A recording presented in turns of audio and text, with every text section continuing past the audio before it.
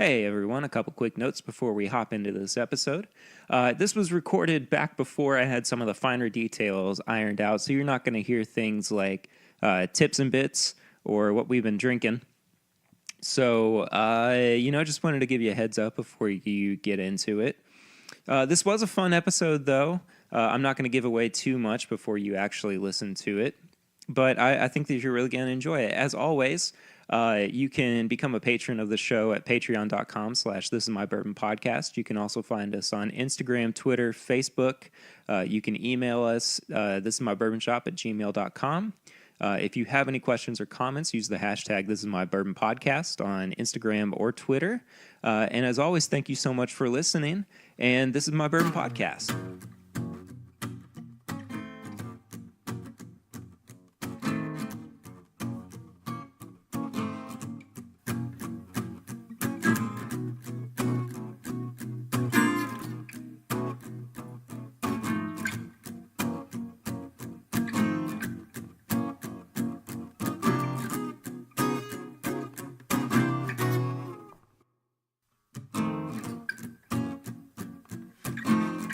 Hello, everybody, and welcome to this episode of This Is My Bourbon Podcast, the official show of This Is My Bourbon Shop, where we talk about all things bourbon, how they bring people together, and what makes it the spirit of Kentucky. My name is Perry. Thank you all so much for being here. And with me this week is my father-in-law, Brett Bellamy. How are you doing, Brett? Hello. Hey, I'm great. Thanks, Perry.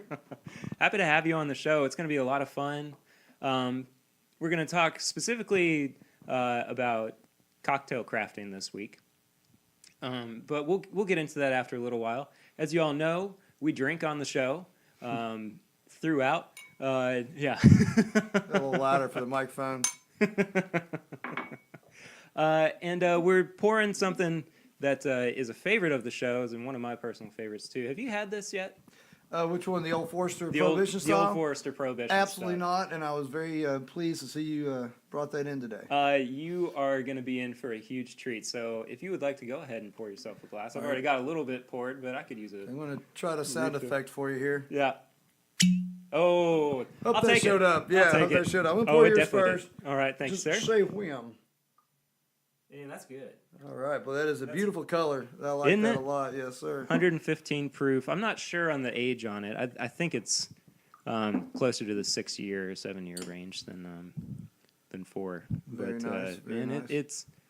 I don't want to say too much about it before you take your first sip. Right, so. Always good to see a true straight Kentucky bourbon whiskey. It's getting harder and harder to find. Yes, it really is. It is. All right. All right. So, in honor of the Cheers. show, cheers. Cheers. Yeah. Mm. I know radio hates silence, but you had to give us a second there. Thank you all for that. Some of that gets edited out, but that's okay. That is nice. You should leave that in just so they can see our eyes closed and Yeah. imagine what's happening there. You know, that is delightful. A lot of notes happening there. I'll try to when you talk along string next, I'll enjoy another sip. One of my favorite things about this bourbon is that even though it's 115 proof, and people say this across the board, it doesn't drink like it. It's a very easy sipper. It's there's not a whole lot of heat on it, but man, oh man, I wouldn't trade this for too much. Yeah, no, it definitely packs some. Now, tell me this: something I've noticed more as I am exposed to more bourbon drinkers internationally, thanks to some of the sites you've hooked me up with on Facebook. Sure. A lot of people talk about kind of some breathing on the higher ethanol bourbons in the bottle, in the glass. Other people talk about weeks later. I've experienced it in just an hour or so. It almost just seems like when you first release that trapped ethanol. Did you find that in this one? Did you find that it cooled down some? Or I did, but not so much that it became a completely different bourbon. This is a bottle from 2016. Okay. So the end of last year, and so it's had a little bit of time to open up. Yeah, of I think course. once you got to uncork. I really think you've got to uncork them first. Yeah. That's if you notice on my bar here, we just about decanter all of our bourbons. I find that it really sets them loose. When that's just that transfer a little bit of a release, and it's just all bourbon after that. Yeah. And you feel real fancy when you pour. Oh, yes. You know, you need to feel fancy sometimes. And I'm going to be, when this episode drops on iTunes, SoundCloud, and all that good stuff, I'm going to be putting up a short little video showcasing some of Brett's cocktail making. Looking forward to it. And when you'll be able to see Brett's beautiful home bar. And actually, I'd like to do a whole episode in the future just talking about building your bar. And what made this one so special, too. And, I love this room. It's not just the bar. It's It's a it's good the room. whole It's a solid room. the whole man cave aspect of it. But Yeah, let me chime in on that since that is going to be a fun episode when you do it, and I hope we can contribute to that. We have several people that like to call this place home, and it basically this house was kind of unleashed to me is from my own undoing, and but truthfully we let the rest of the house look nice and fashion and decorated and all that sort of thing. But I just asked for one room. Give me just one room. And let the ladies do the rest. And this was the room, and it's not my room now. It's everybody's room. It's everybody's favorite place to go. the community room. But if when you do build your man cave, don't make it a man cave. Make it a people cave. Yeah, I don't know what to exactly. tell you, because this is where everybody Exactly. wants to meet. And when you look around the walls, it's not my stuff. It's everybody's stuff. It is. It is. It's little just snapshots into what we love, what our passions are as a group of friends, and all of that, and just don't put your man cave in the cave. I put mine as the main room and the main floor of the main house. Yeah. You You know, got trophies hanging all over the place, both literal and figurative. Truth. I mean, Lots of pictures. the Soggy Weasel barrel, mini barrel. There's different show posters hanging around. That might be my wife that just walked in. I'm not sure. Hello. Hi. The official wife of the podcast just Yeah, walked welcome in. to our Hi, podcast. official wife. Hi. Hi. And daughter. Yeah. Miss oh, Lucy. yeah. Sound effect for you. How are you? What is that? Oh.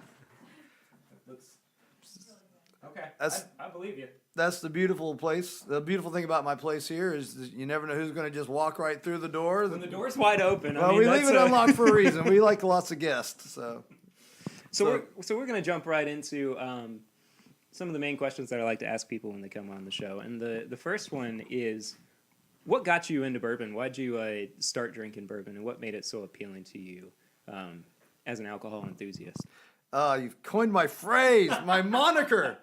Yes, it sounds so much better than other things that people might call us. Let me tell you, I got started honestly drinking rather late in life, and as just a social fun thing to do on weekends. I do a lot of historical events and that sort of recreations and reenactments, and it just sort of became part of the ceremony of the weekend, is enjoying some bourbon. But I have to admit, now I was doing it in sort of a fun fashion. I was shooting bourbon, usually cheaper bourbon someone brought just to put in a saddlebag, or As we all did at one point. yeah, shooting Saddlebag or not. yeah. But to be honest with you, I guess since I'm retired from the business, I can talk about it. What really got me into learning more about true bourbon and what makes bourbon and where it came from and its true sources was number one, a fascination with history, Sure. and I became a moonshiner. I'll just put it right out there. It was very craft oriented, and it was a little bit ahead of the curve before everyone was doing it, and it's popular and all that. Before there was a show Yeah. on national TV about it. And to be honest, I was really doing it just because of my love of history and my love of hands-on, and all of that aspects just really appealed to me. And to do that, you've got to research, you've got to learn, you've got to read, you got to dig, and I loved, the visceralness of a real book, not just surfing the web, So I have a collection of books, and in these books are collections of stories, and in these stories are collections of facts and past and history, and you start seeing, that really moonshine was just, it's just bourbon, it's just it's how it all started, the Scots Irish with their traditions of whiskey making, and overabundances of corn and inabilities to transport all of it. And you just start learning, oh, I see how this became that. And now I see the Right. nemesis for the aging of the barrels and all of this, how it became, made Kentucky famous. And it was awesome to see all the puzzle pieces come together as I was learning about just corn whiskey. And then, then I just really became proud of Kentucky bourbon. Yeah. Just really, really proud and possessive Yeah. of it, I will say. On the opposite end of that, I got more into the drinking of bourbon before I really appreciated the history and the heritage of Yeah. bourbon. I guess it's very similar. I mean, I like to say I started shooting it. Yeah, exactly, exactly. But from the get-go, I know there's the microwave. From the get-go, I always said, bourbon is something that I don't want to get really drunk on or anything.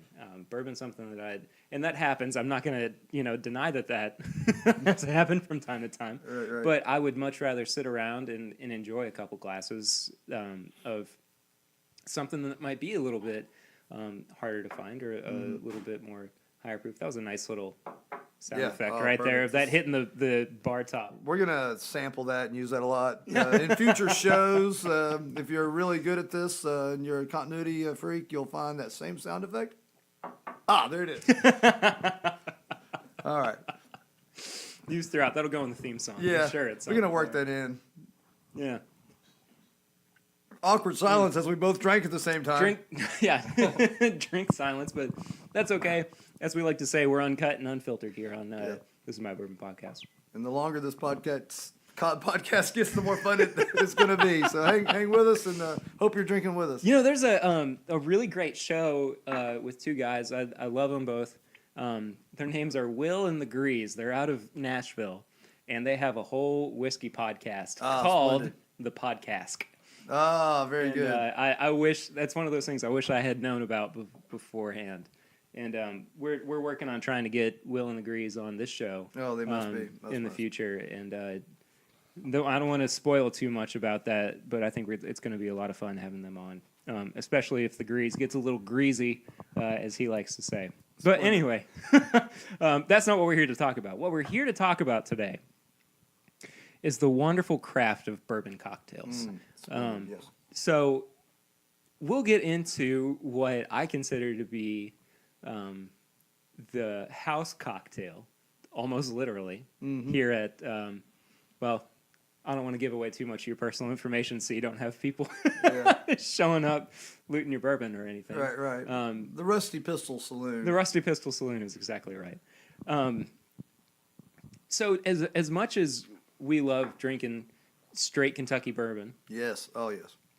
there is something really exciting about the science and experimentation and craft that goes into the cocktail. Yes, sir.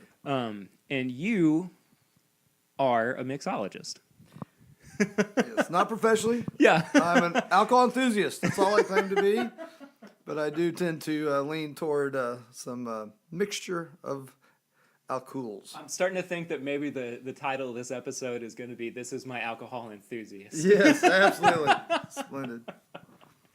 So, talk a little bit about your journey through becoming a part-time mixologist on the weekend, and why you really enjoy doing that, and I'll let you go from there. Well, thank you. I tell you, I have to give my love of history again a big credit to that. As I studied, like say the moonshining, I must admit the reason I built my first still was to make absinthe, the Green Fairy, the famous elixir from France, and there's a rich history there and a very tumultuous, one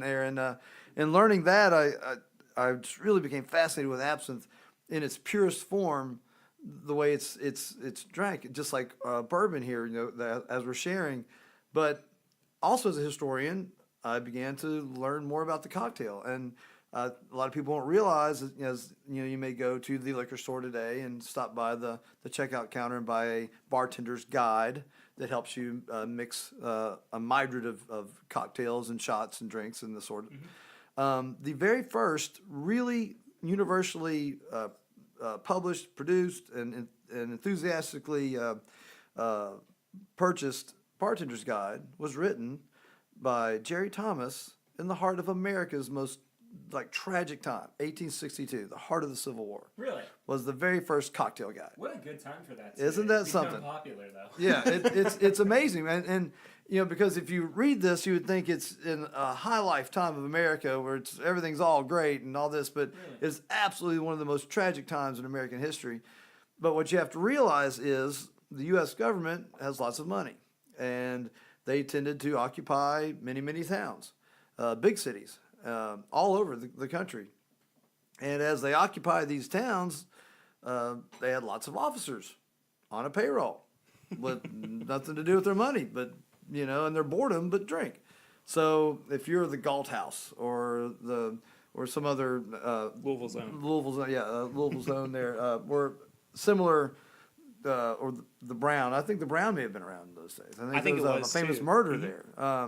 So during the Civil War, of a general body, we'll get into that's another whole show.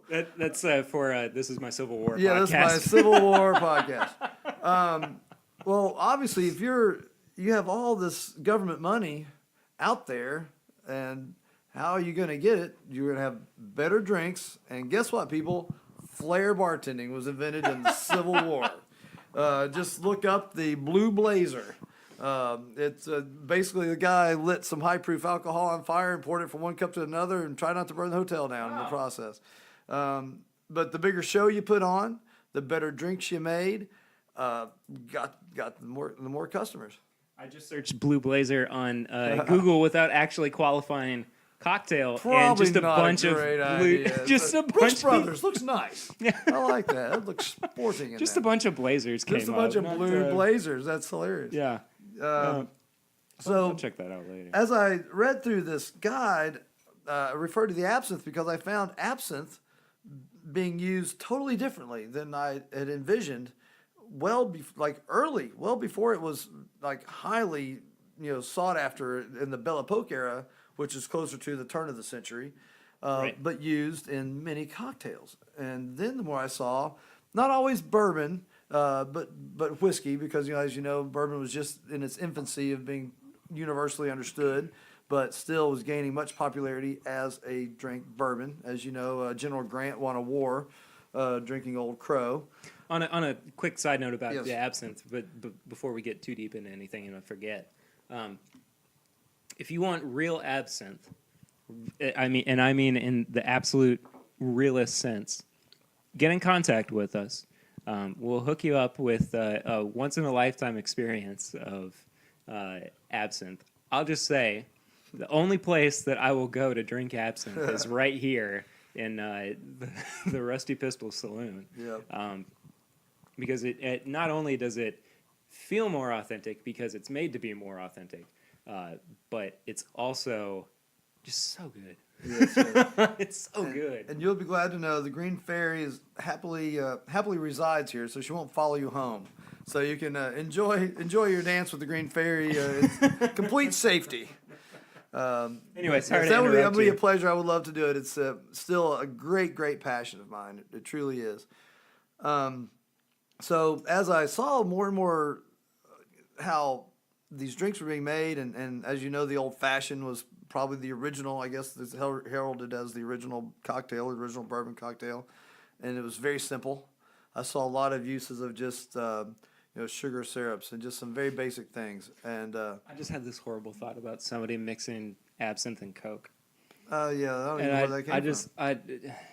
But now that you've said that, maybe you'll probably bring it up some night when we've had 3 glasses of absinthe and everything suddenly seems like a great idea. Which the 3rd glass of absinthe is sort of the breaking point. I'm just going to warn you all. Have you ever been hiking at the landfill? That sounds like a great idea. Let's get suited up. Yeah. So he digresses, but I very much that. right as I was really getting into kind of learning all of this and seeing, kind of craft cocktails because there was no other way. There was every cocktail was a craft cocktail because you were it. There was no liquor store to go buy things or go to the grocery store section for the pre-made sweet and sour. Yeah, I was going to mix say, you can't go to Walmart and get a sweet and sour Rose's mix. grenadine and that sort. Yeah, everybody was a craft cocktail mixologist because that's all they could do.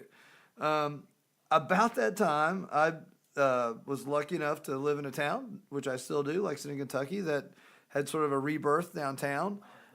And with that, some really, really good cocktail bars with some really serious, enthusiastic, just skilled, out of this earth bartenders. That I'm, very, very proud to know. And I just became fascinated by what they were doing. To watch a fellow who, of course, just blew you away making a cocktail, a bourbon cocktail, and the way he poured every aspect of it, and with the addition of any bitters or garnishes, just did it like he was creating art. You see, the next guy orders a beer, and he pours the beer with that same amount of enthusiasm and art. Like every drop of that beer, he is creating somewhere between the can and the glass. And that type of devotion was just infectious to me. And it obviously, kind of fueled my desire to learn more. And I'm one of those guys that hates just being on the sidelines. And if I can find some way to get my own little niche in the game, I will. And I host some pretty good events with my his historical reenacting outfits and things, and it's became a vehicle for me also there. Go ahead. As a for those of you that might have found this show through the store online, this is my bourbon shop.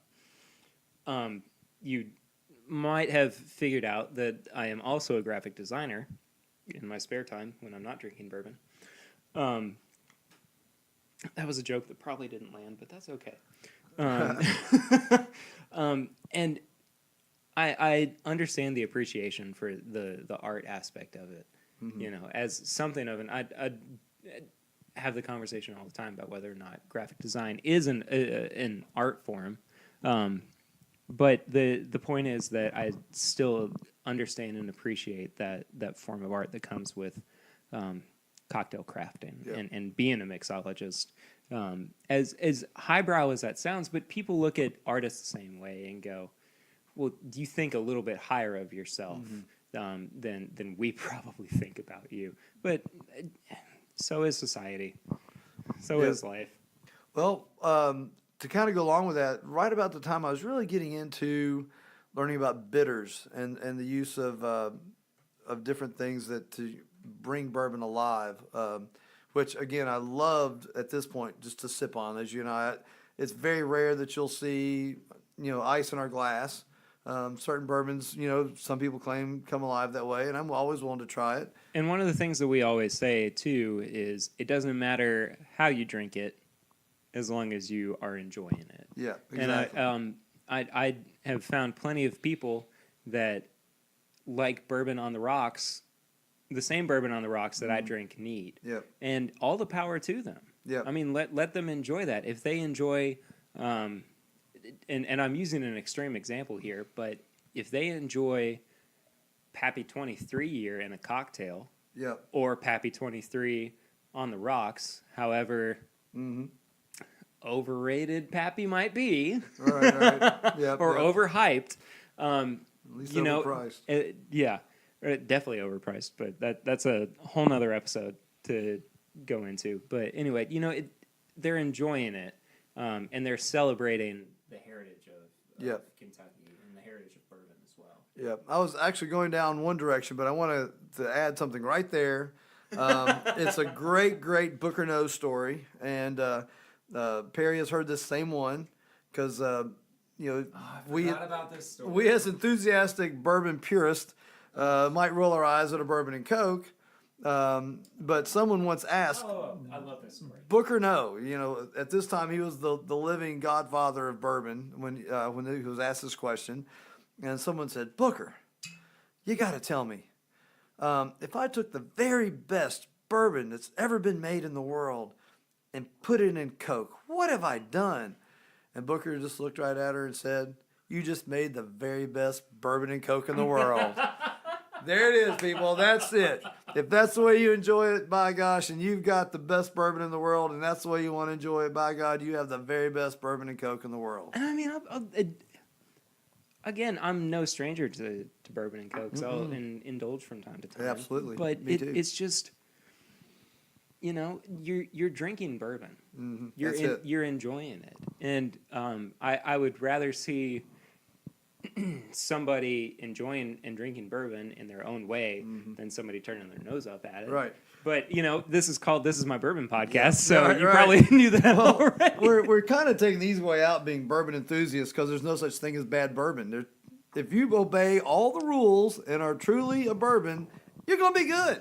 It's really hard to really completely mess it up. It's just how great is it? Yeah. That's the way I put it. It's all good, but how great is it compared?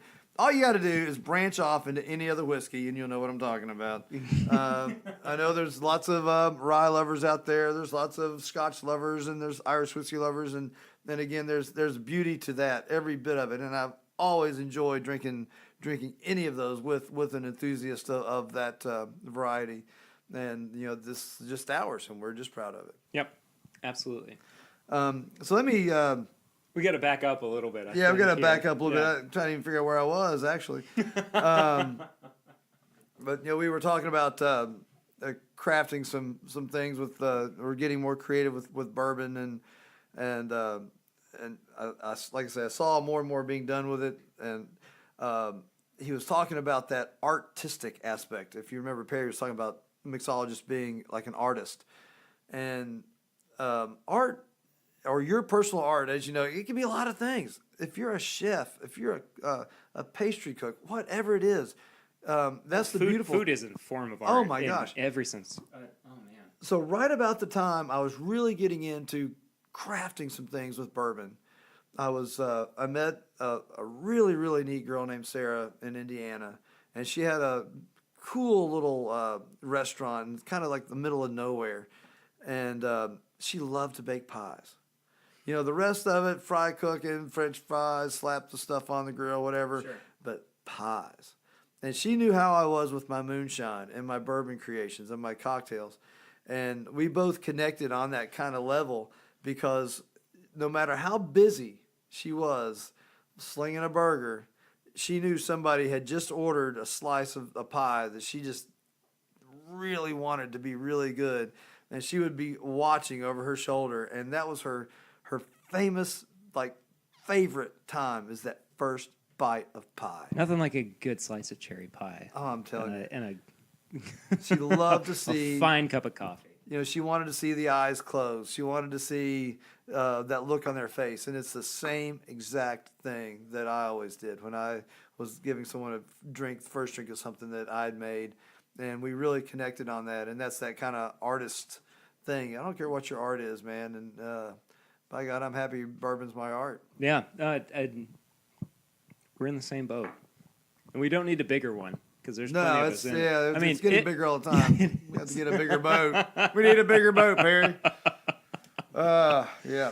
So before we get into what is going to be basically our review of the episode. So for those who have listened to This Is My Bourbon podcast prior to this episode, you know that towards the end, we like to review a bourbon or we like to have a flight fight or whatever. So today, being our first cocktail episode, we're going to throw a little curveball at you, which is okay because, this is all about cocktails here today. What we're going to be enjoying and experiencing, I hope, unless Brett has decided to change the game up. I think we can make this happen. All right, good deal. Is what I fully believe to be the best cocktail I've ever had. And, thank you, sir. And no thanks needed. I mean, all thanks to you for you and a good friend of the show, Greg. Yes. and not just the show, good friend of the family. Yep, and this fine libation we're sampling. Yes. The cocktail that was, according to cocktail lore, Yes. created late one day on Derby Day. Oh, just 2 weeks after Derby. Oh, was it 2 days? Yes. Oh, okay. There's Okay, a 2 reason we weeks, were excuse me. tired of the mint julep by that point. But if you're ever looking for the perfect marriage between a mint julep and an old fashioned, the Lincoln Avenue Don't forget the Manhattan. and the Manhattan too. That's right. There's vermouth in there. Yeah. The Lincoln Avenue, which is named after the street that it was created on in Lexington, Kentucky. You're really missing out. I mean, if you haven't found it yet, and we highly encourage you to get in contact with the show so that we can hook you up with something at some point. Yeah. And We'll just try to give make sure. you my number when you go to a bar. Just say, hey, you don't know me, but this bartender needs to know how to make a Lincoln. I'll try to text it to you. I'll send him a link. Yeah. Go ahead, Perry. Well, I was just going to say, we've already talked a little bit about the inspiration for the Lincoln Avenue. And I also said earlier on that when this episode drops, we're going to be posting a video from this recording. And we're not just going to be showing the home bar, the Rusty Pistol. We're also going to be showing a little bit of the creation of the Lincoln Avenue, excuse me. And I think you're really going to enjoy seeing the process that goes into it, especially if you've listened this far into the episode. Mm-hmm. I hope so. Yeah, really. So before we get into it, talk a little bit about the ingredients that are going to go into it and what makes it the perfect marriage between those three cocktails we mentioned, the mint julep, the old fashioned, and the Manhattan. Thought you'd never ask. All right. So now, people, all right, those three cocktails that my son-in-law just mentioned. Eye of the Tiger is starting up in the background. Oh yeah, we're in a sweatsuit right now. We're jogging in place. All right, we're getting ready to. It's getting real now. We'll find a big flight of steps later at the end, but we probably we will not make it. Adrian, we're really halfway through our samplings here. Now, what I want to say is a good friend Greg that he mentioned was working at a really, really good cocktail bar in Lexington. I became friends with Greg and really hit it off. He's quite a unique individual, and I really hope that he gets to hear this. And I'll send him a little something. He's living in Fort Myers, Florida, spreading the beautiful cocktail word and the love of bourbon as far south as he can. And he really inspired me. He worked with me. We created a small little company called Creative Cocktails Lexington.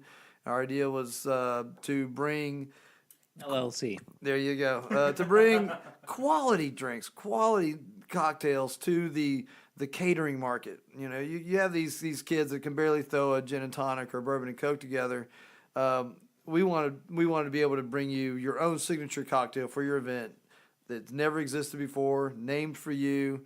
People could order it there. You'd have the recipe to keep for the rest of your life, as something fun to make at parties and things.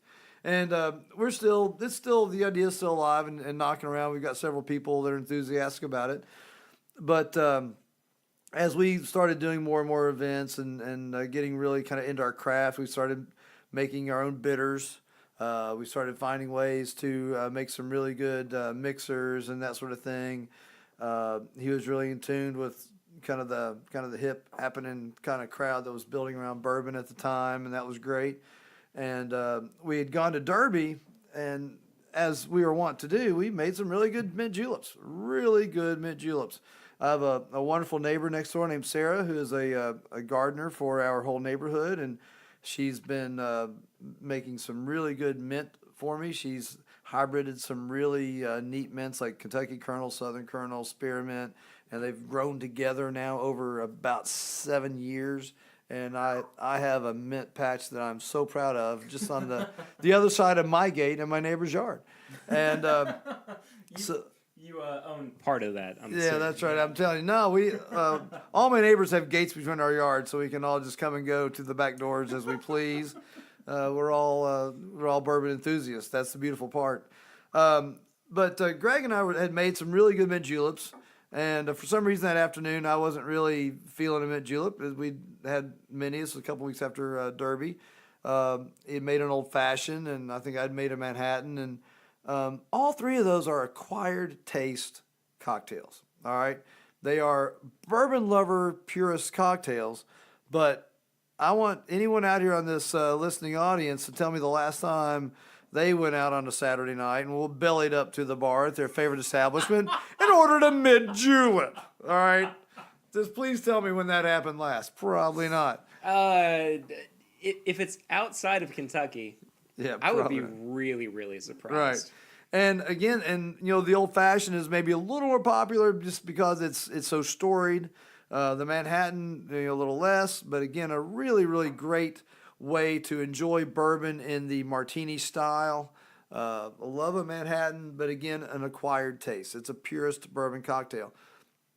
And by an accident that afternoon, I discovered that by combining the basic ingredients of the three of those, we can bring out the best of each individual cocktail and just highlight them and showcase them. And so what we did, we just by just getting in there and Right. rolling our sleeves up, we stripped them down to their bare essentials and found better ways to make them. Like, let's get organic, wonderful Demerara sugar, and a carbon-free production Demerara sugar, and make our own rich syrup.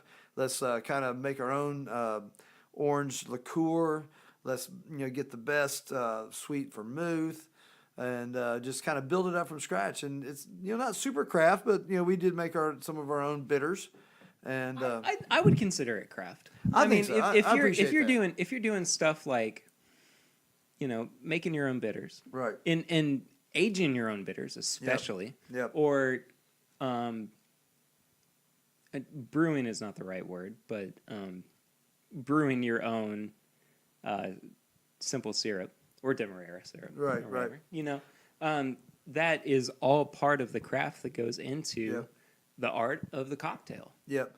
That's really the dim is one of the few things you can't really shortcut on, because it is a rich syrup, where a simple, which you can buy adulterated versions at your liquor store, But nothing compares to right. making it at home. because a Demerara sugar is literally 1-to-1, a cup of sugar to a cup of water, and it's a rich, dark, beautiful sugar. Whereas simple is like a 2-to-1, 2 waters to 1, Right. basically white granulated sugar. By going with the Demerara, you just get such a wonderful richness to the sweetness without just being sweet for no reason. Right. But the beautiful thing about the Lincoln that I'm going to tell y'all is you can build the rest of it off the shelf. All right, you can pick your favorite bourbon. You can find a really nice orange liqueur or a Cointreau, or a Patron makes a really nice Citron, their own version of a Cointreau, and you can find this good sweet vermouth right on the shelf. It's not expensive, Sure. and they're delicious. And Make sure it's sweet and not dry. right. It's very important. Yeah, very to important. this. and just build it up yourself, and just, my gosh, find some mint and delicious navel orange, and you will blow the socks off any visitor, guest that you're having at your house for a dinner party. So I think that I'm certainly excited about it, and I think that some of our listeners are getting a little bit more excited about seeing or listening to, rather, the whole process that goes into creating the Lincoln Avenue. And before we do that, I want to ask, Yes, sir. and I already know the answer, but I want to make sure that you know too. What bourbon are we using for the Lincoln Avenue tonight? Well, it's a very splendid bourbon that, unfortunately for all you non-Kentuckians, good luck finding it. Can't find. No, but Sorry. I'm clanking the bottle about the bar right now in front of the microphone.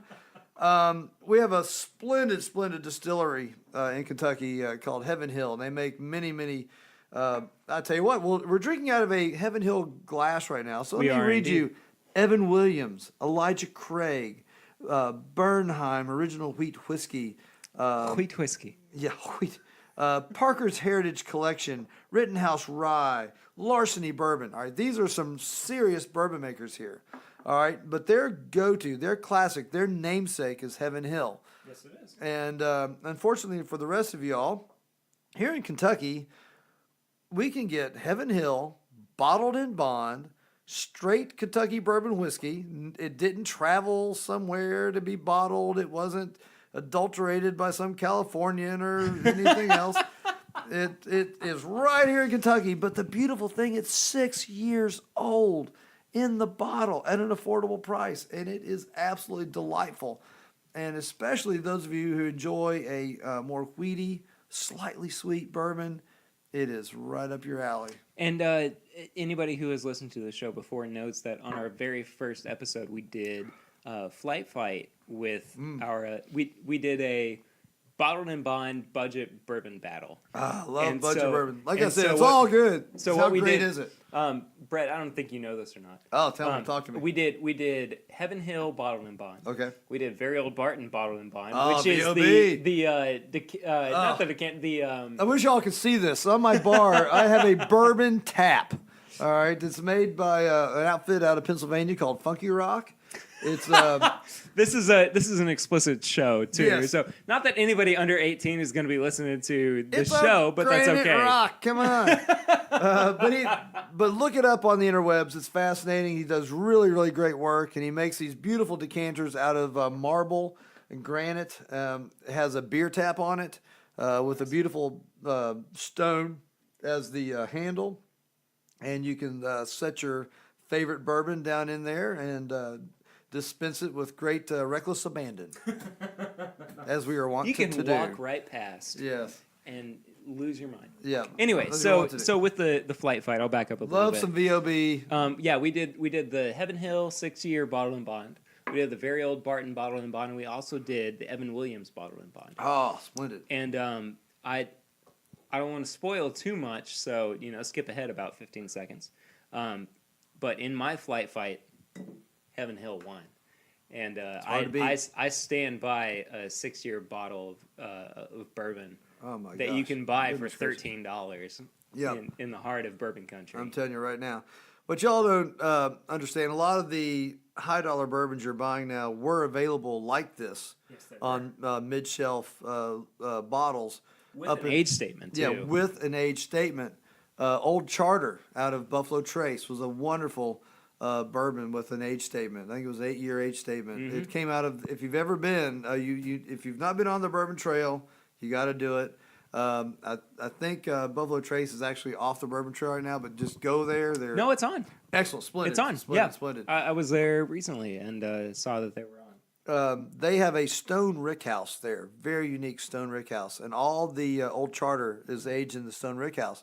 Well, on a mid to bottom shelf, you could buy 8-year-old Old Charter. Well, now that age statement is gone. A lot of y'all are familiar with the Eagles Rare. Well, that's really just a single barrel ancient age. Still labeled as a 10-year bourbon though. What's that? Eagle Rare. Yes, right, Yeah, exactly. Because, you have to search for it. Right. I mean, you really have to. I mean, as far as working for it, you have to just pick the bottle up and Right. turn it 180 degrees, and you can see that it says 10 years on it. Yeah, but just it's a 10-year bottle of bourbon for $30. Yeah, but just a few short years ago, you could get that same bourbon as ancient age on the middle shelf for $16. The Very true. same bourbon. But again, it's a single barrel version of the ancient age, so that's what separates it. But who's going to buy a single barrel ancient age? Let's just give it a fancy name, a pretty bottle, and boom, there It's you a long go. shot. But that's okay, and that's why we're so proud to still have an age stated bourbon at a what'd you call it, bargain price? What do we say? Bottled and bond, bargain bourbon battle. There you So go. yeah, a Yes. bargain bourbon. Yes. So anyway, the bourbon that's going to be going into, we went a little bit off track there, but the bourbon that's going into Lincoln Avenue this evening is going to be Heaven Hill Bottle and Bond. So if you want to drink along with the show, as we should. You ready? Yeah. All right. And you're. Oh, are we? Are we? Yeah, gonna we're drink gonna a do little this bit right before now. we actually? Okay. Before we I'm actually taking get into over the show cocktail? for a minute. I'm now. I'm a little bit of a show pirate. I'm taking over. You remember the fancy corking sound that we made? This is what we're gonna make now. You ready? I need silence on the set. Quiet. Crack. Crack plastic. All right. Which I don't know if any of y'all know the French name for a screw-off cap, but that's what we just did. I'm sure it's really fancy sounding. All right. So we are now, before we start, making a cocktail, we need to, get down to basics. And everybody knows how much I love this and the palate and the nose on this, but I never gonna turn this bourbon down. And another gift to your sound effect cataloger. I'm gonna pour this one at the mic.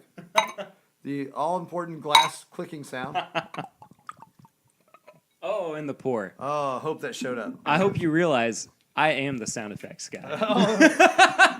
It's a big crew that makes up this podcast for people. We got our home base guys, Tanner and Curtis, and then you got me, who's doing all the legwork. That's right. Sorry, Tanner and Curtis. I love you guys, but you know how it's going. All right, sound effect cataloger. Here we go. Cheers. I didn't like. Let's do it again. Let's do it again. Hold it by the bottom. Let's get a good glass ring. All right, you ready? Right at my mic. Ready? 1, 2, 3. Perfect. Cheers. Oh, that's going right into the theme the song. bank, the catalog. Yeah. Daggone it. All right, now That's people. That's smoother than the 115. Now, you got to understand what we're doing here. What we're doing here, people, we're drinking a bottom shelf, $12 to $14 bottle of bourbon. And that's not an over exaggeration by any No. means. It is literally a bottom shelf bourbon for $12. It's 6 years old. And it's 100 proof. 100 proof, people. That's drank- more than Van Winkle Lot B 12 year. It is so smooth. There's absolutely no ethanol kick. We cracked the seal on that, and it is no breathing needed. Absolutely so splendid. Oh my goodness. It's like and again, as we've said before, I'm stealing this from Chad of It's Bourbon Night. It's a caramel bomb. It is. Oh my goodness. Oh man. Anyway, so we're gonna finish off our glasses of the Heaven Hill Bottle and Bond 6th year, and we are going to move into preparation for crafting the Lincoln Avenue. Video to come. Video to come, exactly. Yep. So we will be back with you in just a few seconds for you, but probably about 15 minutes for us. Sorry, Will and the Grease. We're not trying to steal the 15 or anything. All right, but this is a good chance for a commercial. Our sponsors will be with you shortly. Anyway, we'll be back with you here shortly.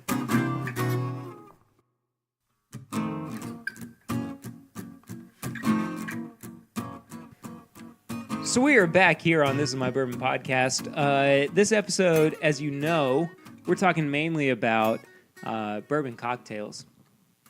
And we are just about to prepare the Lincoln Avenue, which, as I've said before, I consider to be the best cocktail I've ever had in any capacity. So, Brett, I would like for you, even though you've had a little bit of it so far, to introduce the Lincoln Avenue before you get into the actual crafting process for this drink. All right. We talked about how the Lincoln Avenue really wanted to, or accidentally, showcase the best parts of 3 acquired taste bourbon cocktails: the mint julep, the old fashioned, and the Manhattan.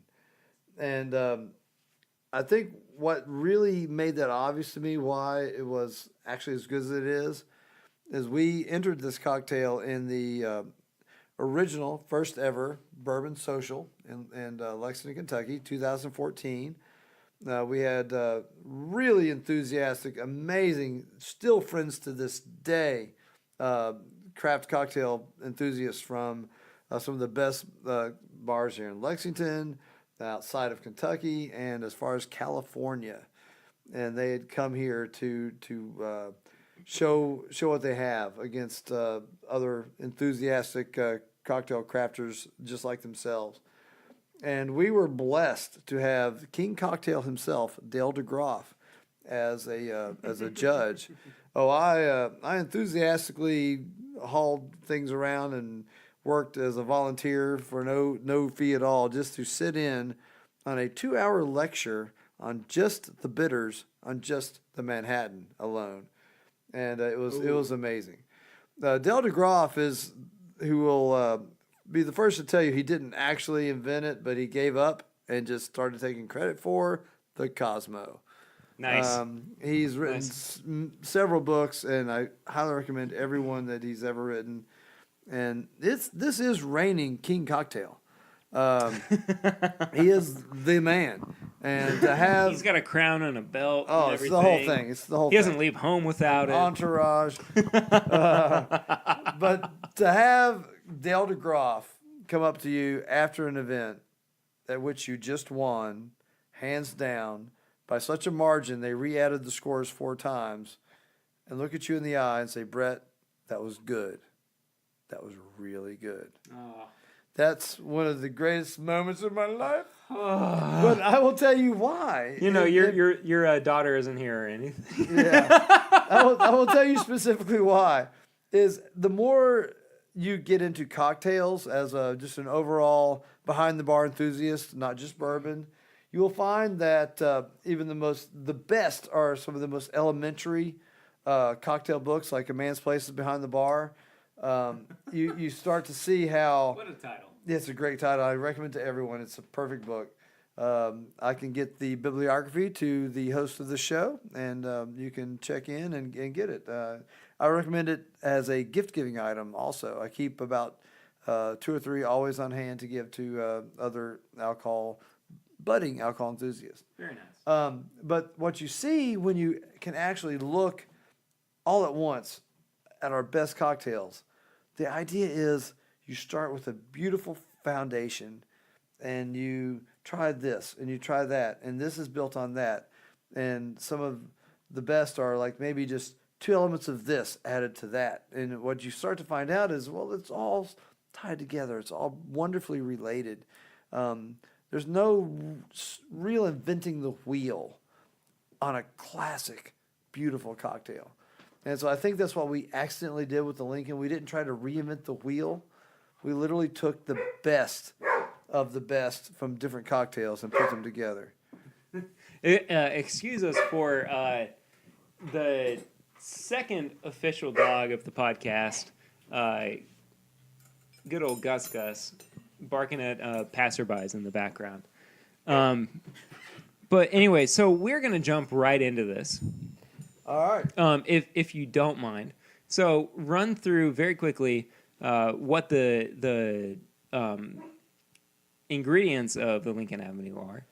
All right. And then we're gonna do a fantastic little sampling of it. I'm just so thrilled. I haven't had this in a long time. Always a lot of fun. Yes, sir, Perry. I'm looking forward to it myself.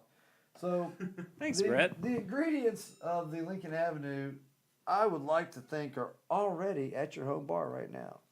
All right. Unless you don't have bitters. Oh, the bitters, but I'm going to tell you a little trick on that. That's the beautiful thing about what we're doing today. I'm going to kind of talk to you about that.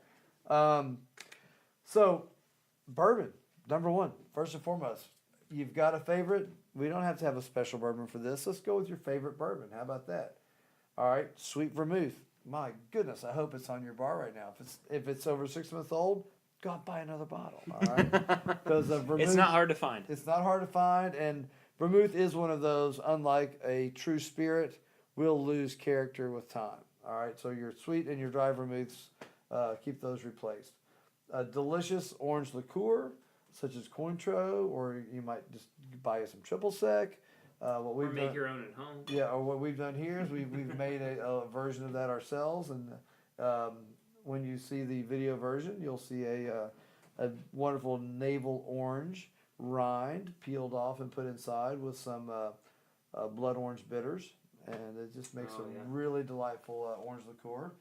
Of course, our Demerara syrup we talked about earlier in the episode with the 1-to-1 to sugar to water ratio of a really nice Demerara sugar. Mm-hmm. We use a carbon-free production organic Demerara out of Florida. Very nice.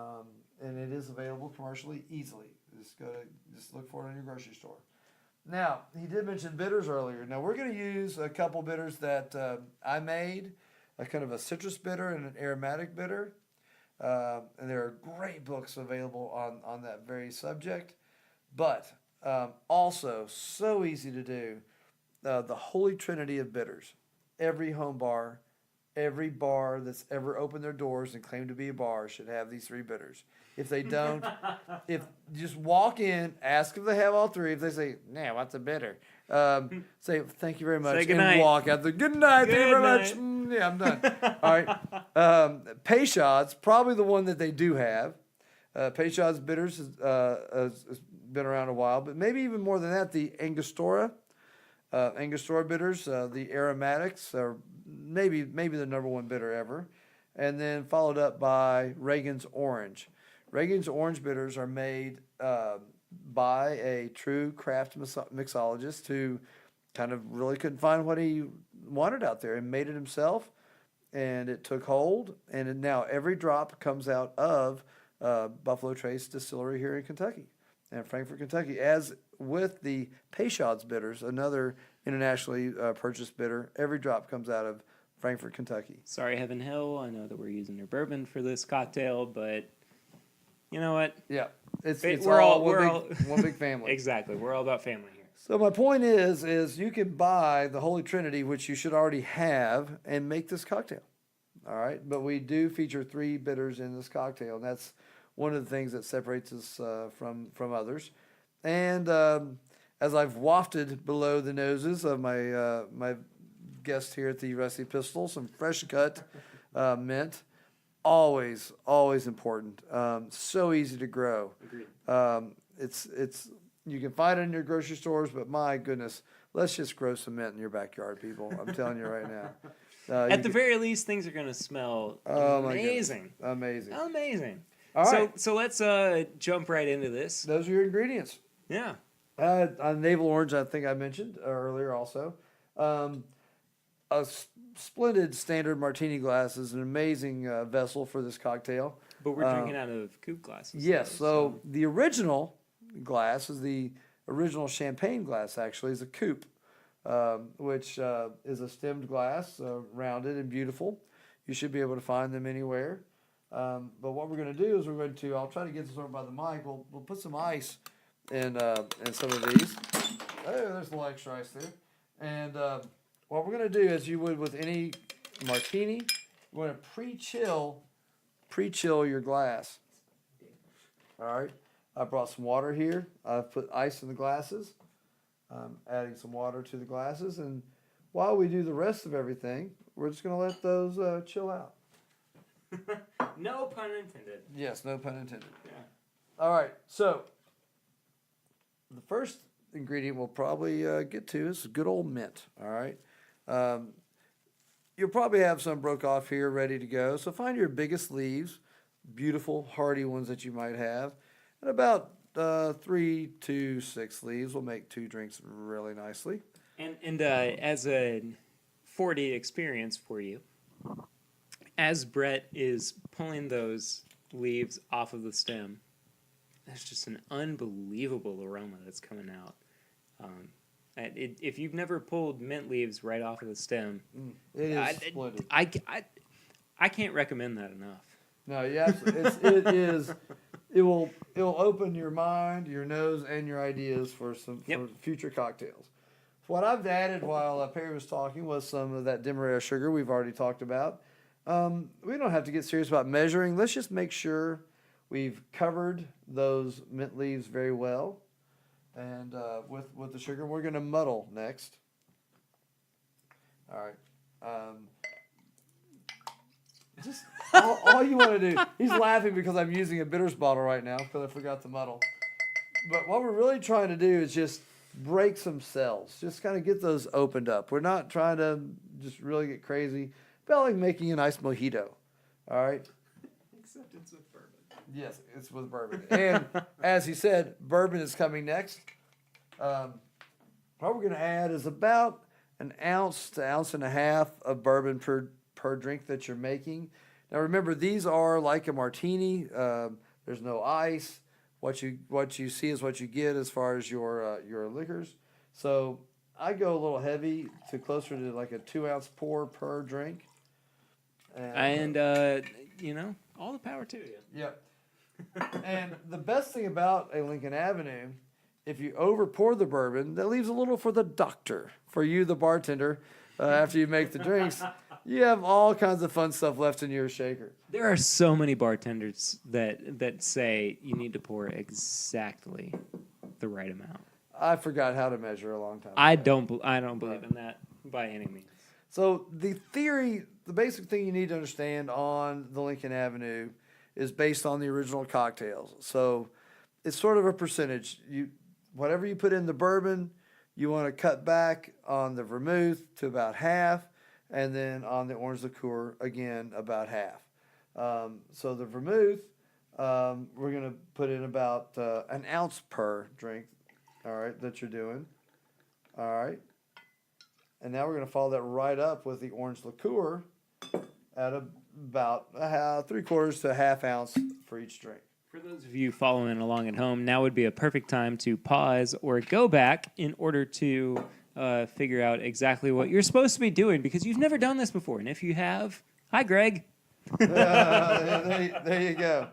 All right, now, what we've done, we've got the bourbon, we've got the Demerara, we've got the sweet vermouth, we've got the wonderful orange liqueur, we've got the elements of several of your most beloved bourbon cocktails, but it's just simply not a true cocktail without bitters.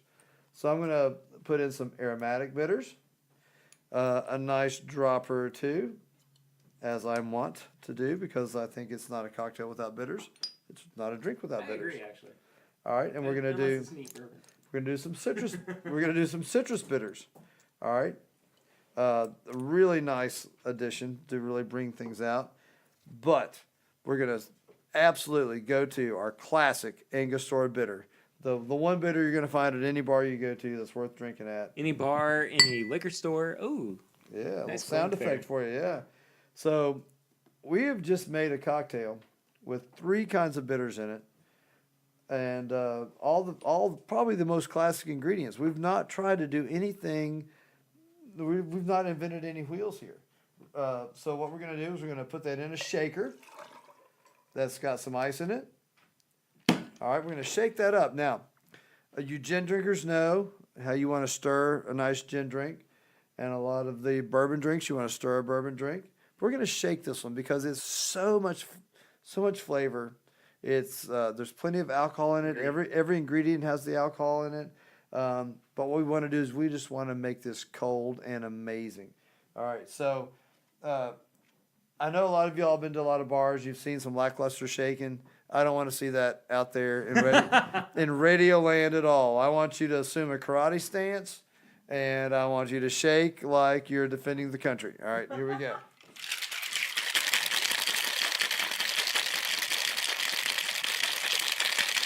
And what a shake we had there. Yeah, right to the microphone. All right, so now's the chance for us to dump those glasses that have the ice and the water in them. And you'll see a very wonderful frost develop there. And Brett has his own ice container, I guess. What am I looking for here? Dump bucket. Ice That's a very dump bucket. glamorous name for it. All right, so I'm using just a strainer now, and I'm straining these beverages into the glasses. The color on that, though. And I purposely saved a little for the doctor. In this case, the doctor is drinking alone, along with the host. But my beautiful daughter Lucy is going to want a taste. So the official wife of the yes, the podcast. I made a little extra there.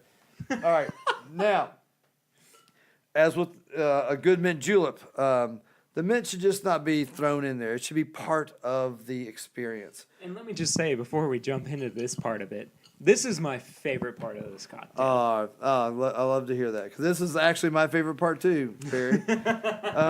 This is truly inventive. This is truly genius. So what we wanted to do, we wanted to make this cocktail celebrate the different aspects.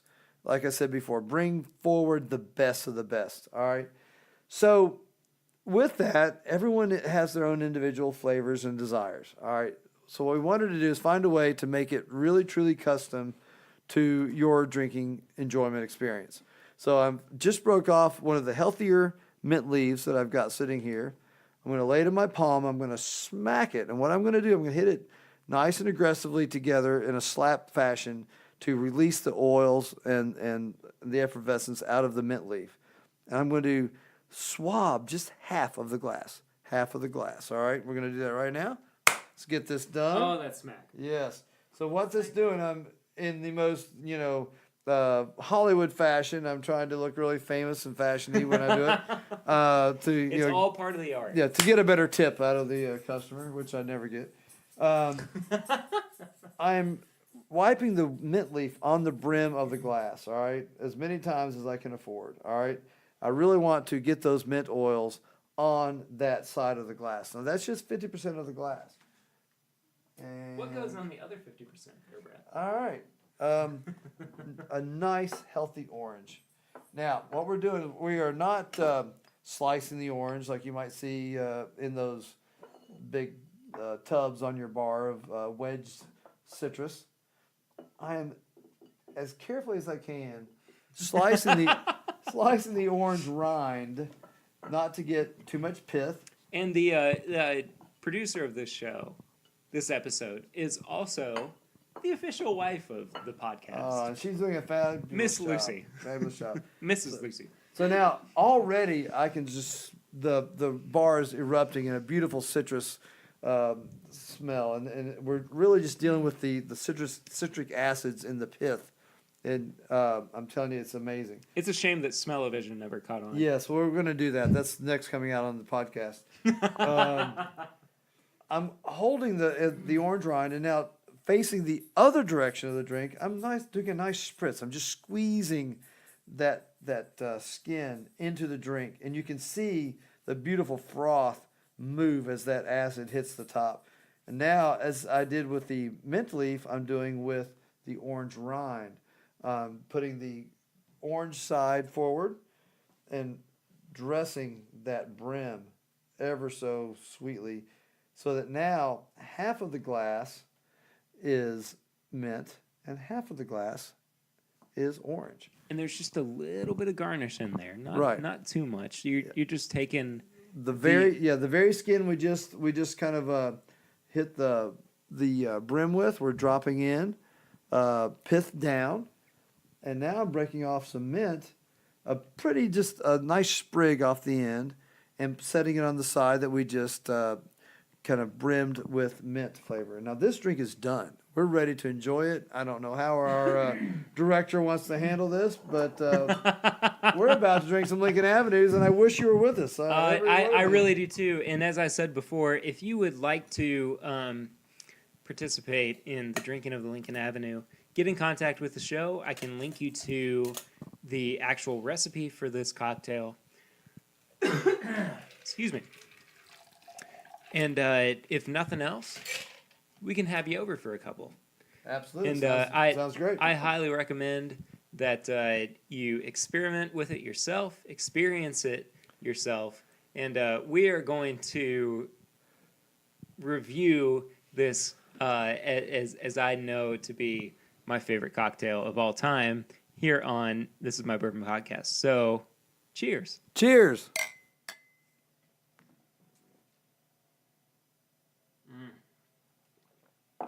Never disappoints. Oh my goodness. Oh, that's really good.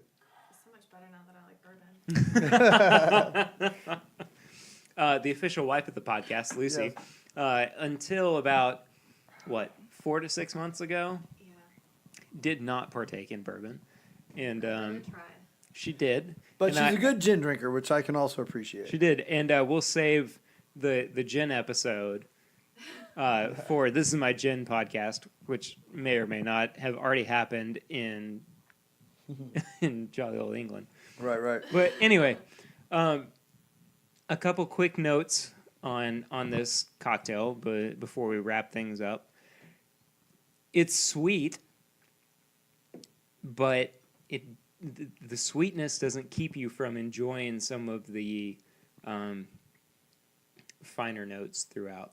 I don't necessarily consider mint to be a sweet flavor, personally.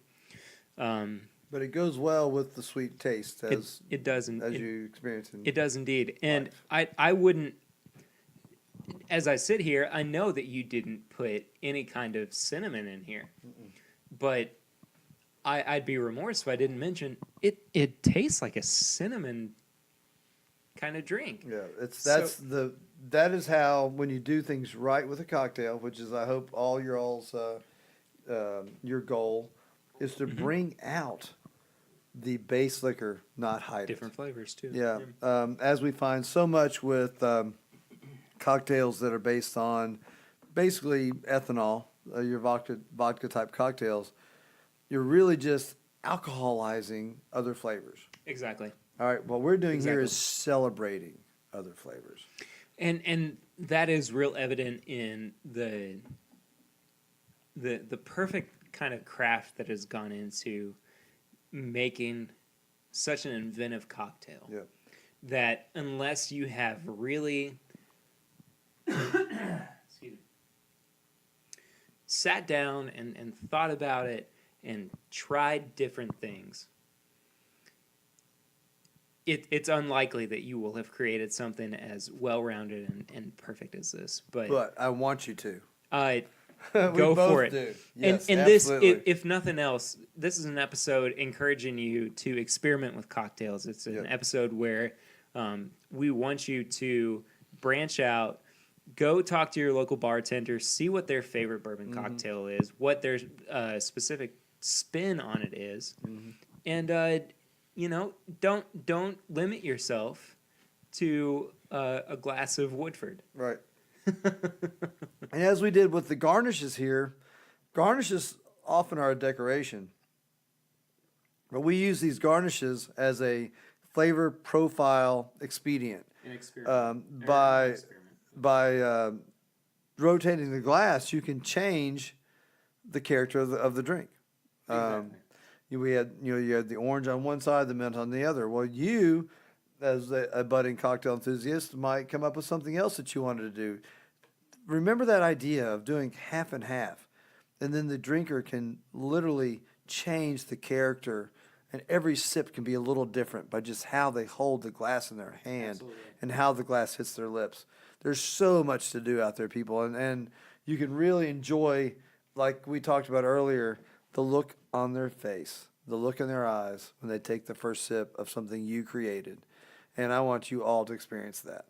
And as I said, hit us up at thisismybourbonshop@gmail.com. We'd be happy to hook you up with the recipe for this cocktail, the Lincoln Avenue. If you would like to experience one firsthand, well, let us know as well, and we can maybe work something out. It'd be super fun. Yeah. Just to wrap things up, Brett, thank you so much for, It's my pleasure, Perry. hosting us on in the Rusty Pistol. Absolutely. for- Feels like a good night here. Got a beautiful blonde across from me. Just happens to be my oldest daughter.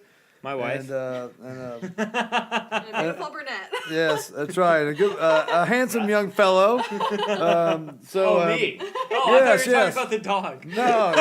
Oh, yeah, he is really good looking. But yeah, any time at the Rusty Pistol, you all are welcome, and we'll have much camaraderie. Well, anyway, this has been a wonderful episode. You can check us out at This Is My Bourbon Shop at gmail.com, My Bourbon Shop on Twitter and T-shirts Instagram. are cool. T-shirts are wonderful. I'm wearing one right now Yes, that he says is. This Is My Bourbon Drinking shirt. Of course, I'm wearing a Perry Ritter T-shirt, but it's music-based, It's a though. music T-shirt. Yeah. It's super cool though. You can find us on Facebook.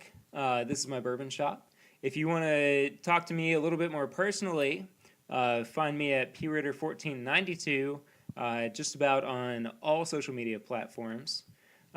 Thank you all so much for listening. If you could give us a little review on iTunes or SoundCloud or whatever you're listening to. I don't even know how SoundCloud really works.